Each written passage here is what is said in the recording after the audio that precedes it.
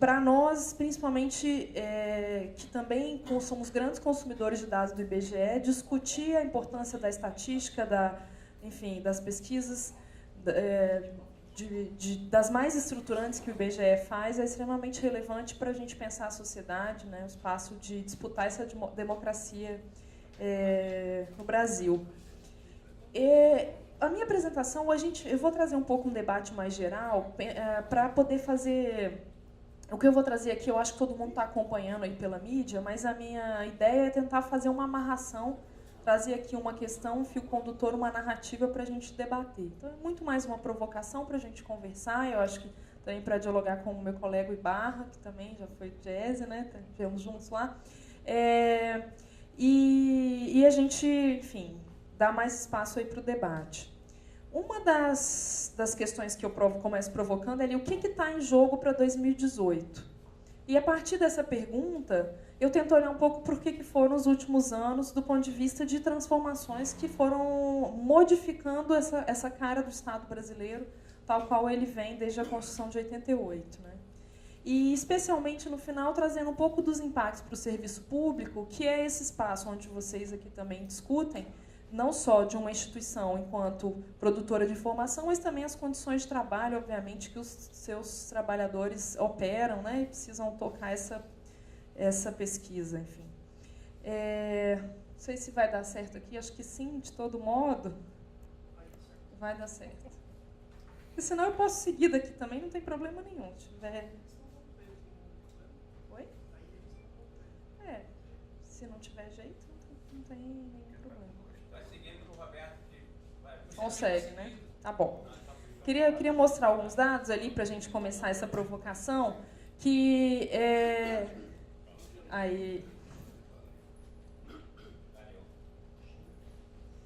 isso pensar um pouco o que está em jogo no Brasil, mas para poder fazer uma perspectiva de um retrocesso histórico aí curto de 2, 3 anos. Olhando para essa crise, a gente tem essa convicção, né, uma crise política, e é uma crise que não afeta só o Brasil, é uma crise de âmbito internacional. Para nós, está muito claro, está associado ao modelo de produção. Né? Você tem aí um esgarçamento das relações dos diversos grupos sociais, tem o crescimento muito grande da concentração de renda em determinados grupos econômicos, a lógica da financiarização, né? A lógica dos bancos, ela passa a dominar vários aspectos da nossa vida, né? Perpassa muitas das nossas atividades cotidianas, que antigamente não passavam. Vou pegar um exemplo aqui, saneamento, até muito pouco tempo, não era uma política pública muito interessada, né, para muitos órgãos públicos, porque ela é invisível, não tinha a sociedade, né, ainda estava num estágio, no Brasil, principalmente, de demandar isso, e agora já entra numa lógica mais forte de o setor privado chegar, e o setor privado estrangeiro chegar interessado em disputar concessões públicas de prestação de serviço de água e esgotamento sanitário no Brasil. Então, isso é só um exemplo de como que essa lógica está pautando e está perpassando, né, toda a nossa, boa parte da nossa dinâmica social. Eu vou colocar um tempo aqui, que eu não quero falar muito. Então, com essa transformação do modelo de produção, tem também uma reorganização das relações de produção entre países.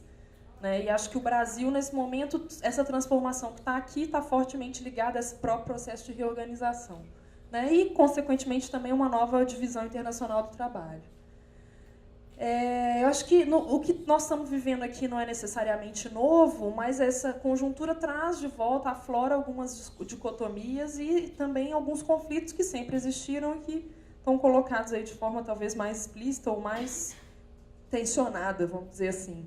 Então, acho que desde junho de 2013 vem uma polarização do debate que dificulta muito para a gente fazer uma conversa mais aberta no sentido de um pacto. Né? O que a gente quer enquanto sociedade? Essa polarização tem dificultado, mesmo entre nós, no nosso cotidiano, poder fazer uma conversa mais livre, sem estar com aquelas pechas, né?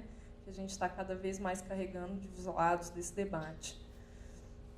E aí, com todo esse processo de transformação no Brasil, uma das dimensões é essa grande disputa do marco regulatório da produção. E aí o marco regulatório da produção tem a ver com 1000 coisas, tem a ver com a política tributária, né, da onde que a gente vai arrecadar, que grupo social está financiando o quê, qual é a política pública, a política social que a gente vai financiar para a nossa sociedade. Então, isso é extremamente significativo do ponto de vista de uma organização, né, social. O custo de produção está relacionado ao debate que nós estamos falando agora, não? Qual é o preço do combustível razoável para a gente ter um processo de produção, para ter um desenvolvimento do país, uma autonomia, uma soberania, e o custo do trabalho, né, que é a nossa seara do Diese aí. Como é que a gente remunera nossos trabalhadores e, a partir disso, também está definido qual é a parcela da riqueza do país que vai ser apropriada por esse grupo social, os trabalhadores assalariados, né, por mais ou não, os servidores, enfim, os trabalhadores. E aí, todo esse processo de transformação mais geral, acho que entra para a gente aqui, mais um aspecto dele muito forte é essa questão do setor privado, né? Porque você tem um setor público que está, nesse momento, muito capturado por interesses privados, né? Inclusive, é muito interessante o título da mesa, acho que está tão evidente isso, que a gente tem até que, enfim, tomar um pouco de cuidado, mas acho que é por aí mesmo. E quem tem recurso hoje está em compasso de espera. Então, alguns setores econômicos que têm recurso para investir estão esperando ou estão buscando lucratividade, maximizar esse ganho em outros espaços, né? Então, você tem uma redução também da circulação do dinheiro em função dessa espera, que eu acho que aumenta essa percepção nossa da crise. Bom, com essa captura do Estado muito forte, obviamente, para que esse projeto seja operado no Brasil, a gente precisava mexer em algumas coisas, principalmente coisas que estão cristalizadas na nossa Constituição de 88. Como é que a gente garante, por exemplo, uma redução da remuneração dos trabalhadores sem mexer na legislação trabalhista? Ou como é que a gente garante essa transferência de renda maior para o setor financeiro se a gente não desregulamenta alguns investimentos? Se a gente não abre a nossa economia para o investimento estrangeiro? Né? Se a gente não desestatiza para permitir que o privado entre no espaço do público? Então, todo esse processo está por trás disso tudo, as reformas têm esse escopo por trás, né? Então, entra aí as que a gente viu recentemente, gasto público, previdência, reforma trabalhista, que faz uma reforma sindical, elas aparecem como decisivas, do ponto de vista do discurso, para equilibrar o gasto público e melhorar o ambiente de negócios, mas, na verdade, ela também promove uma mudança dessa forma da gente operar o nosso capitalismo brasileiro e a nossa inserção internacional nesse processo. A Operação Lava Jato, independente do que ela tenha de... Não vou entrar aqui nesse mérito, ela opera para... A gente tem uma quebra do setor nacional de produção, principalmente as grandes empreiteiras, né? Um dos debates que estava colocado no momento mais quente da Lava Jato era o seguinte: bom, se você está num processo de punir as pessoas, os gestores das empresas vão preservar a empresa, porque ela tem uma capacidade produtiva importante, ela tem funcionários, trabalhadores, né, ela tem maquinário, ela faz um investimento e promove obras no Brasil. Então, aquela história dos acordos de leniência, né, como é que você separa uma coisa da outra. Fato é que as empresas foram desmontadas e aquilo que faziam hoje tem cada vez mais a entrada de empresas estrangeiras para fazer. Então, também tem uma substituição do capital que controla esse processo aí, né, de produção no Brasil.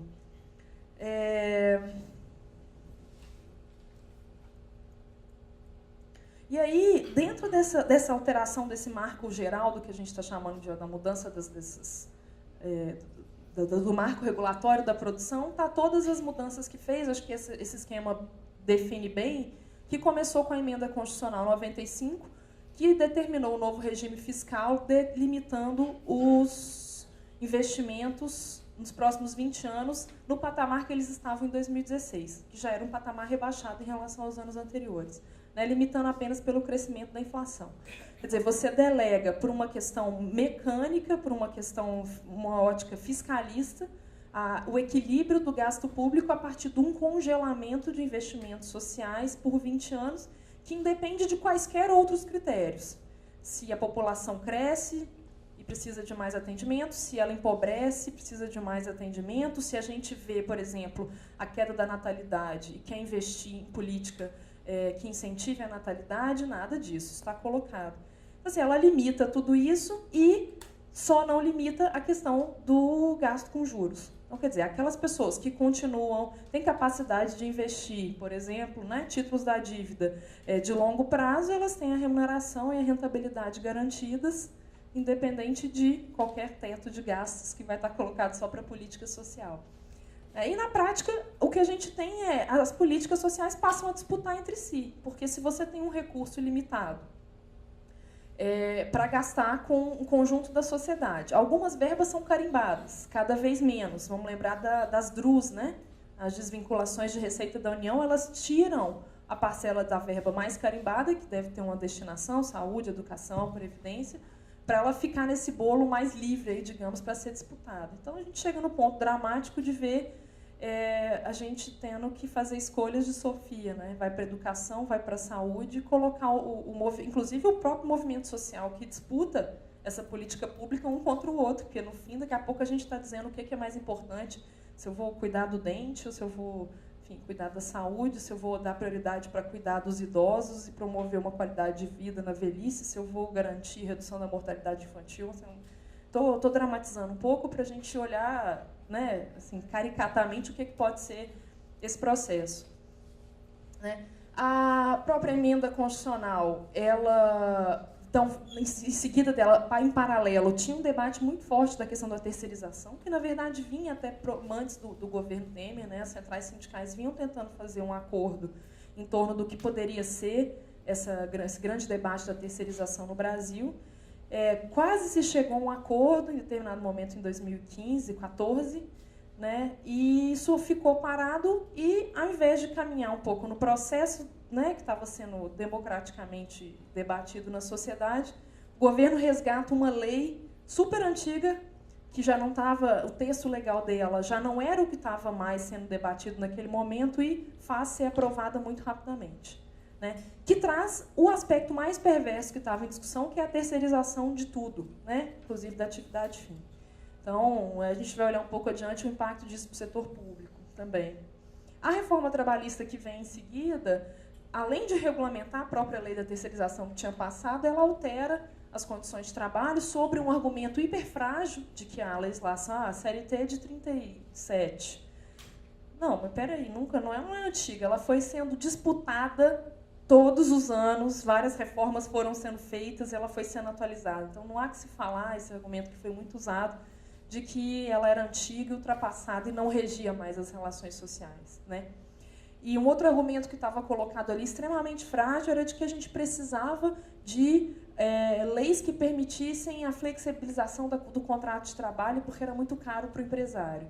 Nós já tínhamos na legislação anterior diversas possibilidades, diversos mecanismos de contrato temporário, de contrato autônomo, tudo isso já estava colocado. Né? O que a lei fez foi ampliar isso de uma forma muito dramática para as relações sociais e do trabalho no Brasil.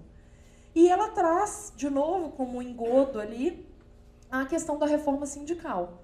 Com uma simples redação, costumo dizer que, às vezes, assim, uma frase faz um estrago incrível, né? Que é a redução da contribuição sindical, a eliminação da contribuição sindical obrigatória. Não estou me posicionando a favor ou contra. Fato é que atropela, e aí eu acho sim, é um processo da gente frisar aqui, atropela um debate também muito antigo que vinha sendo feito no movimento sindical, junto com o Ministério do Trabalho e outros segmentos da sociedade e do patronal, para definir como que seria esse conjunto de regras que define as relações de trabalho no Brasil, que envolvem as instituições, são sindicatos de trabalhadores e patronal. Né? Então, quer dizer, com uma canetada, faz-se uma transformação que quebra a estrutura de financiamento do movimento sindical de uma só vez, sem que isso tivesse sido debatido com o movimento sindical e sem que houvesse uma transição, uma alternativa. Né? Então, a intencionalidade disso fica muito clara quando a gente olha para a forma como foi feito. E não vamos esquecer a conjuntura, né? Quer dizer, você faz essa quebra do financiamento num momento extremamente dramático das lutas sociais, onde os trabalhadores estão ali fragilizados para tentar resistir a toda essa investida contra direitos que estava colocado. Né? Então, acho que entra de uma forma muito dura nesse momento. E o debate que foi colocado foi e voltou várias vezes, as propostas foram modificadas, que é a reforma da Previdência, que eu não tenho dúvida de que ela volta naquele intervalinho mais estratégico entre outubro, que é o último dia das eleições, do segundo turno, e 31 de dezembro, quando encerra essa legislatura, que eu acho que, do ponto de vista da janela de oportunidade para quem quer aprová-la, talvez seja o melhor momento, né? Então, eu acho que a gente não pode, quer dizer, a gente não pode nunca, mas também não podemos descansar em relação a essa reforma da Previdência que vem aí de uma forma super dura.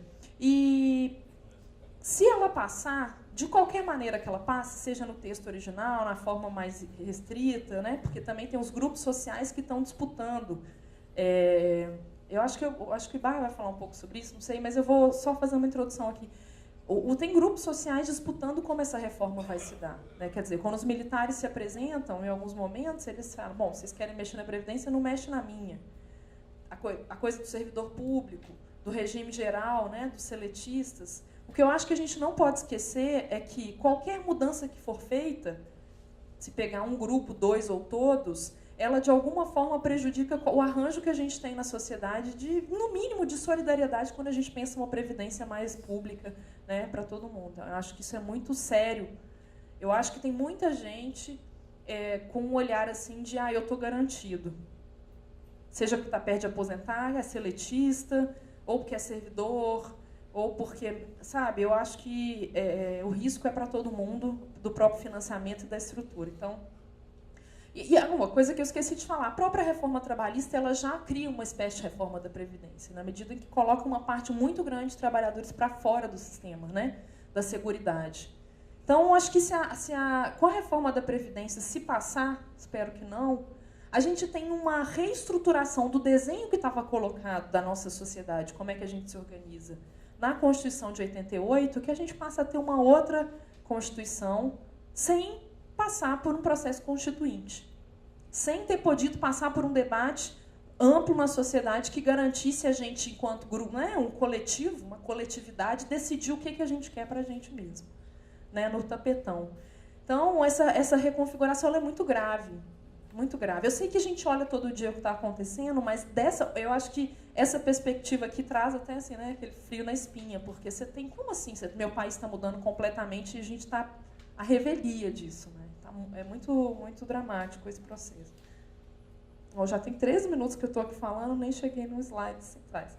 Bom, eu queria mostrar aqui com esses dados, não vou entrar muito, que é o seguinte, usando dados aqui, né, do IBGE, como é que está o nosso PIB e a transformação dele. Aqui é 2014 a 2017. Com esse dado eu quero mostrar o seguinte, a gente tem um país que volta muito mais para a produção, para a exportação. A pauta nossa se reprimariza, quando a gente olha aqui por setores. Né, aquilo que é roxinho é o setor indústrias extrativas, o que é azul é a indústria de transformação. Então, você vê que tem ali uma inversão forte desse processo. E aqui, por setor, a gente vê ali que essa linha tracejada vermelha é a agropecuária, né, no PIB sobre a ótica da oferta. Como é que cresce? Esses 3 slides estão para não entrar muito, gastar muito tempo. A ideia é essa, quer dizer, a gente está num processo de reprimarização da pauta, de redução da nossa capacidade da indústria, com uma produção extremamente vulnerável, porque ela está voltada para a exportação. Tá? Ao mesmo tempo, a gente está nessa discussão aí dos juros, que patamar de juros provoca investimento e tal, uma coisa bem economicista, não é minha ideia entrar aqui, mas esses 2 slides mostram como é que a gente teve, entre dezembro de 15, né, e agora fevereiro de 18, uma queda da taxa de juros. E aqui o investimento. Acho que saiu até o título aqui, não sei o que aconteceu. Tá? Ou seja, você tem uma taxa de juros que cai a patamares aqui mais baixos, aqui inclusive uma queda importante, mas o investimento também numa trajetória decrescente. Ou seja, não há política, nesse caso monetária, que vá resolver esse problema do investimento num cenário como esse. Então, o Brasil realmente está num processo de estagnação econômica muito duro. Finanças públicas. Aqui eu peguei, eu só queria mostrar com esse projeto aqui, com esse processo aqui, como é que a gente está administrando a narrativa de que a gente pode ou não estar saindo de uma recessão. E o nosso ponto é, não, nós não estamos saindo da recessão.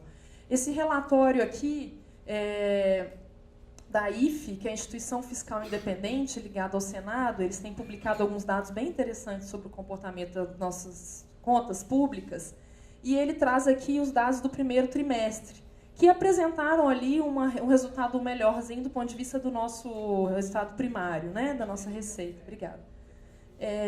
E ele mostra direitinho como que o aumento das receitas no primeiro trimestre, né, aqui pegando o governo central, ele tem a ver com fatores que eles chamam de não recorrentes, ou seja, é um fator ocasional que aconteceu agora, promove um aumento da receita, mas nada garante que ele continue. Não é nada estrutural que vai fazer com que a nossa receita continue crescendo. Não há um aumento da arrecadação, né?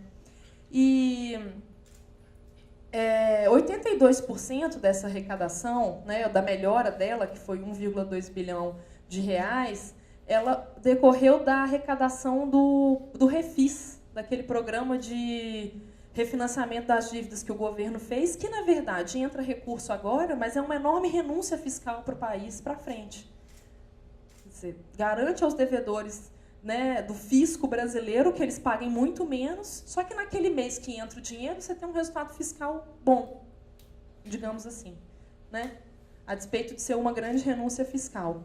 Quando você retira as chamadas receitas não recorrentes, e pega aquelas que estão mais ligadas ao próprio processo de recuperação econômica, a arrecadação aponta quase que uma estabilidade em relação ao período anterior, um crescimento de 0,3%. Então, essa arrecadação agora está muito ligada ao que foi o Refis. E do ponto de vista da despesa, só para mostrar aqui. Isso tudo aqui, ó, do primeiro trimestre de arrecadação, 64% tem a ver com receita não recorrente. Então, o que vai continuar, digamos assim, permanente é o que está nesse bolo dos 36 aqui. Tá? E na hora que a gente olha para o que é o não recorrente, essa pizza aqui, ela é a explicação desse 64% aqui. 59% diz respeito ao Refis e transferência de ativos, tem as privatizações também, né? O governo está arrecadando com privatização. 13% tem a ver com uma arrecadação sobre o volume de petróleo transacionado, então se aumenta a receita também para a União, e 22% também PIS, COFINS sobre combustível. Não vamos esquecer que o governo aumentou a alíquota de 9% para 14% no final do ano passado sobre gasolina e óleo diesel. Então também tem a ver com isso. Tá? Agora aqui, rapidamente, do ponto de vista das despesas. O governo também gastou mais nesse período, ou seja, injetou de alguma forma recurso na economia para ela se movimentar. E 5 minutos, vixe. Bom, vou resumir. O que o governo fez? Garantiu que nesse primeiro trimestre fossem pagas dívidas e saldos que estavam retidos. E o relatório mostra o seguinte: nunca nos anos anteriores foi no primeiro trimestre que esse pagamento foi feito, de dívidas, precatórios e tal. Então, o governo também promove uma política no primeiro trimestre de liberar recursos na economia que geram aqueles pulinhos, porque o comércio melhora um pouquinho, ou quem tinha dívida vai lá e paga a dívida, recebeu o dinheiro, né? Então, ele dá um efeito ali muito sazonal nesse processo. Então, eu estou mostrando isso tudo para dizer o seguinte: a gente não tem um processo de recuperação colocado, não está muito longe disso, né? E é bom olhar e falar isso olhando para os dados. Aqui um pouco dados também de finanças públicas. Como eu tenho pouco tempo, eu vou pular para serviço público fazendo a seguinte discussão. Bom, você tem um problema de déficit fiscal nesse momento. Você tem o governo também ajustando sobre os seus trabalhadores, né, os funcionários, servidores públicos, diversos setores. Então, tem nas estatais PDVs que desligaram um volume enorme de pessoas, uma restrição da contratação, né, não se abre concurso, e com a nova lei agora, enorme possibilidade de terceirizar. Então, no serviço público, do ponto de vista fiscal, isso também está dado, o arrojo. E, fora isso, foram tomadas medidas concretas ou tentativas de medidas que viabilizassem essa restrição da capacidade do Estado atuar, né, via servidores também. Uma, já falei, a Emenda Constitucional 95, A outra foi a medida provisória 792, que previu a possibilidade de redução de jornada com remuneração proporcional e o PDV para servidor público. Ela foi via medida provisória, não foi votada, não teve força e está extinta. Mas é importante a gente lembrar que isso existiu e que está lá, em algum lugar, pode ser, né, retirado. A discussão do direito de greve, né, para o serviço público, que tinha uma tentativa de promover ali um acordo entre o movimento sindical do setor público e que acabou passando uma proposta que não era exatamente a que estava sendo discutida. Então, isso ainda está em questão, né? Ela foi aprovada numa das comissões, mas ainda não está em vigor. O PLS 116, da senadora Maria do Carmo, que está em tramitação, mas está parado no Senado, que é a demissão por insuficiência de desempenho. Né? Ela é muito grave, ela cria brechas muito fortes para... enfim, para reduzir mesmo, para demitir por falta de insuficiência, quando na verdade a gente sabe que tem questões estruturais também que deveriam ser levadas em conta da própria condição de trabalho dos servidores. E o aumento da medida provisória, cadê o número dela aqui? A MP 805, que previa o aumento da contribuição previdenciária de 11 para 14 e o adiamento do reajuste que tinha sido negociado com os servidores em 2015. Ela também já perdeu força, né? Ela está extinta a vigência dela, mas o STF também tinha entrado com uma liminar que suspendeu o efeito dela. Então tá, poxa, Jéssica, disso tudo aqui nada passou ainda, com exceção da primeira lá, é verdade.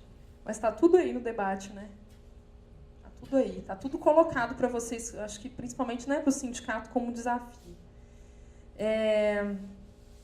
A lei da reforma trabalhista, que eu pretendia discutir um pouco como é que ela afeta o serviço público especificamente, muito embora ela tenha um impacto direto sobre o setor privado, né? No serviço público tem 3 formas que a gente acha que vai acontecer de forma mais significativa.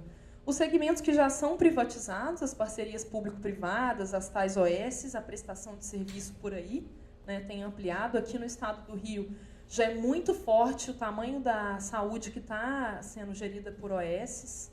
Agora isso está crescendo muito na educação e até na educação superior, isso vem sendo discutido, né? Esse esvaziamento da universidade pública e a transferência desse serviço para ser gerida por uma organização social.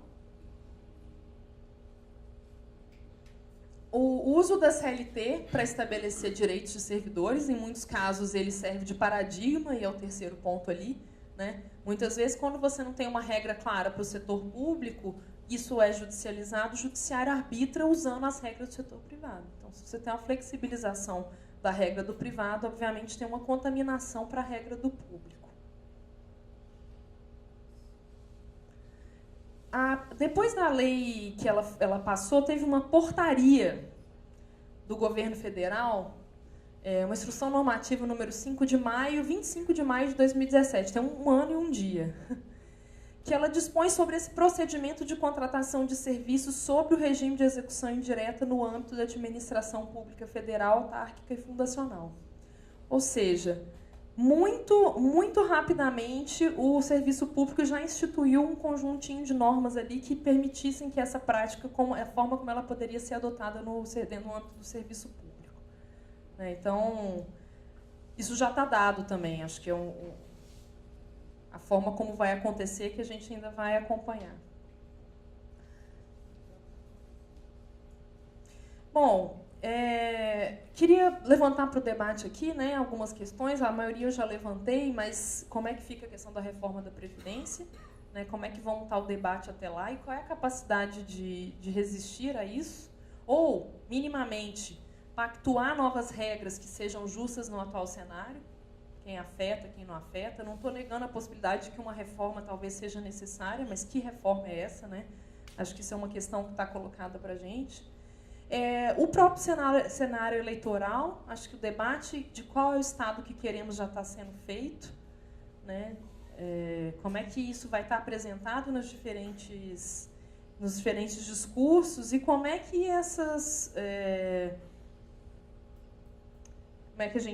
como é que essas propostas que estão um pouco escondidas, né, vão aparecer. como a gente viu aqui, tem coisas que passam com uma grande narrativa e está embutido ali um grande desmonte, um grande processo, né? Eu acho que isso é um alerta para a sociedade, porque todo dia a gente né, mesmo quem está todo dia acompanhando a conjuntura ali, a gente é surpreendido com uma estratégia nova, uma movimentação, aquela sensação de xadrez ali, aquele jogo tenso o tempo todo colocado. Né? E aí, o papel do Estado, que Estado vai ser esse? Nós temos elementos externos também que estão jogando para esse debate. Né? A gente tem uma tensão no Oriente Médio que volta com muita força na questão palestina, tem a questão do petróleo, nós temos aqui nossos vizinhos, né? A disputa também está rolando, a geopolítica aí na América do Sul, na América Latina. Então, que Estado vai ser esse? Como é que a gente vai ter a capacidade de tentar responder a processos que também são externos? O próprio serviço público, né? Qual vai ser o tamanho dele? Que tipo de serviço a gente vai ofertar? Um Estado mais enxuto, menos enxuto? Não só desse ponto de vista dicotômico, maior ou menor, como a gente vai prover e quem financia, né? A questão tributária se evita porque não tem, ninguém aguenta mais a gente jogar o imposto para os mais pobres, né? Que são hoje quem paga a maior parte das parcelas dos impostos proporcionalmente à renda, a maior parte dos nossos impostos são indiretos, e quem de fato tem poder que deveria contribuir mais nesse momento está, enfim, fortalecido nessa disputa. Então, acho que a questão tributária, nós não vamos escapar de olhar para ela de alguma forma. Acho que a gente deveria olhar para isso. E, da outra forma, é isso. Qual é o papel que as instituições democráticas, e aí acho que inclui muito fortemente o IBGE, e qual vai ser a sua capacidade de intermediar interesses? Isso é fundamental quando a gente olha para a questão dos dados, da estatística e da leitura que é feita desses dados, da forma como a gente vai interpretar essa informação e como é que ela vai colocar as questões que a gente pode olhar nesse momento para a sociedade construir alternativas, né? Então, assim, eu não quero terminar com uma coisa assim, né, desafiadora, dramática. Acho que a gente está vivendo um momento muito delicado. Mas, ao mesmo tempo, toda vez que eu vejo que eu estou em algum espaço, que eu vejo as pessoas um pouco atentas e trocando, sempre isso me alimenta, de certa forma, de pensar que estamos construindo alternativas, né? Acho que o fato da IBGE ter construído esse espaço de debate é sinal de que não morremos, estamos na disputa, estamos fazendo esse debate, né? Então, acho que é isso. Era mais para provocar mesmo, a gente pode continuar um pouco no final aí com os debates, né?